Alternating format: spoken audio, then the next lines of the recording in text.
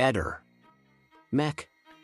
Pallister. Le operazioni di ricerca dei 3 ragazzi dispersi, nelle acque del Natisone da venerdì, hanno portato a un tragico sviluppo. 2 dei corpi sono stati individuati dagli equipaggi di soccorso. Questa dolorosa scoperta ha profondamente scosso la comunità di Premariacco, in particolare, per la perdita delle 2 ragazze, Bianca Douros e Patrizia Cormos. Le squadre dei Vigili del Fuoco e della Protezione Civile, che sono attive per il 3° giorno consecutivo nelle ricerche, hanno scoperto i corpi lungo le sponde del fiume, a una distanza di 700.000 metri dal luogo dove i 3 amici sono stati travolti. Attualmente, uno dei corpi è stato recuperato, mentre le operazioni per il secondo corpo sono ancora in corso, e le autorità stanno continuando gli sforzi senza sosta, nella speranza di trovare il 3° ragazzo ancora disperso. La regione esprime il suo più profondo cordoglio e vicinanza alle famiglie colpite da questa tragedia. Il governatore del Friuli Venezia Giulia ha espresso il suo dolore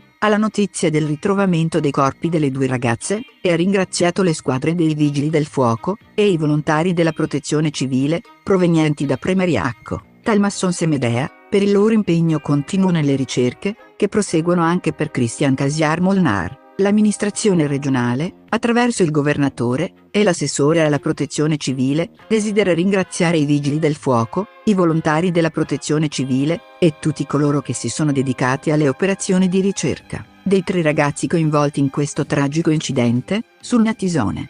Ehi, non dimenticare di iscriverti a questo canale.